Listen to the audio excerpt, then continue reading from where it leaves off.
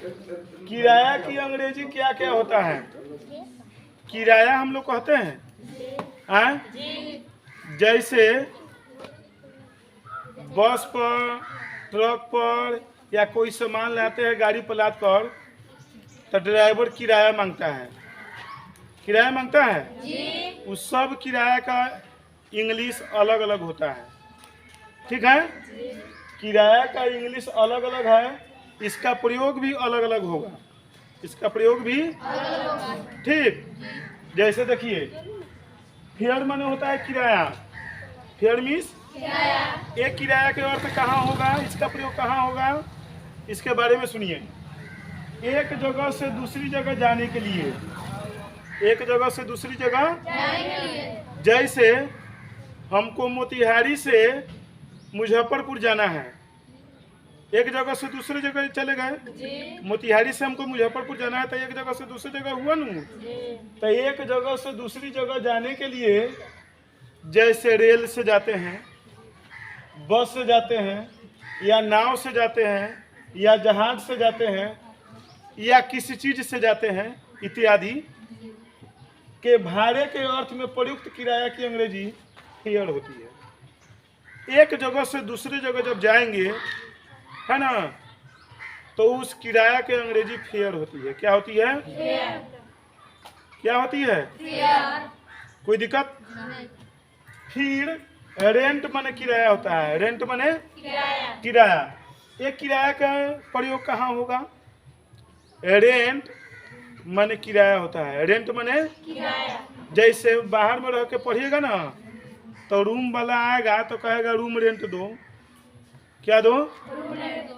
Room rent कहेगा कि नहीं? तो रेंट का मतलब होता है किराया।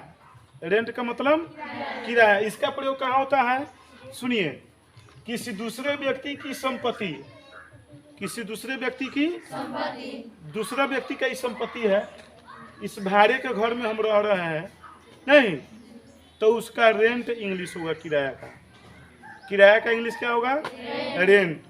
किसी दूसरे व्यक्ति की संपत्ति जैसे घर, जमीन या बहुत कुछ होता है ना, इत्यादि के उपयोग किए जाने वाले के लिए, जैसे घर का उपयोग हम कर रहे हैं, ये दूसरा कोई का घर है लेकिन इसका उपयोग हम कर रहे हैं। जमीन दूसरे का है लेकिन इसका उपयोग हम कर रहे हैं। तो घर या जमीन किसी दूसरे व्यक्ति का संपत्ति है, इसका उपयोग किए जाने के लिए समय समय पर दी जाने वाली रकम, समय समय पर हम लोग देते हैं, महीना, 2 महीने, 4 महीने, 6 महीना पर देते हैं कि नहीं? तो समय समय पर दी जाने वाली रकम के अर्थ में प्रयुक्त किराया की अंग्रेजी रेंट होती है। प्रयुक्त किराया की अंग्रेजी रेंट होती है। फिर देख लीजिए एक बार और, रेंट माने होता है किराया।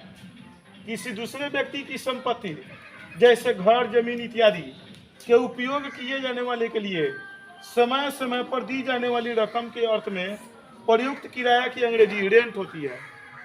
प्रयुक्त किराया की अंग्रेजी रेंट होती है। आगे देखिए, हायर मीस होता है किराया। हायर मीस होता है किराया।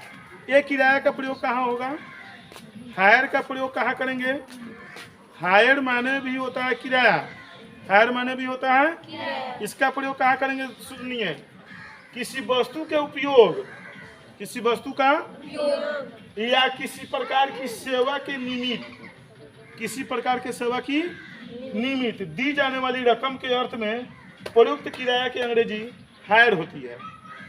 अब इसमें ध्यान देना है, समझना है, किसी वस्तु के उपयोग या किसी प्रकार की सेवा, किसी प्रकार की, जैसे कोई धनिक आदमी है, उनको नौकर की जरूरत है। किनका? तो नौकर अगर रहेगा आपके यहाँ तो वो तो सेवा न करेगा आपको, किसी न किसी काम में आपका हाथ बटाएगा कि नहीं? तो वो नौकर जो है ना, सेवा दे रहा है आपका, तो उसको जो आप रकम दीजिएगा ना, सेवा आपका कर रहा है तो उसको दीजिएगा ना रकम भाई, कि हाँ आपका किराया इतना हुआ, आपका वेतन इतना हुआ। तो सेवा दी जाने वाली रकम के अर्थ में प्रयुक्त किराया की अंग्रेजी हायर होती है। प्रयुक्त किराया की अंग्रेजी हायर होती है। कोई दिक्कत? तो किराया का अंग्रेजी होता है फेयर, फेयर मीन्स किराया, रेंट मीन्स किराया, हायर मीन्स किराया। ये तीनों का अर्थ किराया ही होता है। कोई दिक्कत? ठीक है।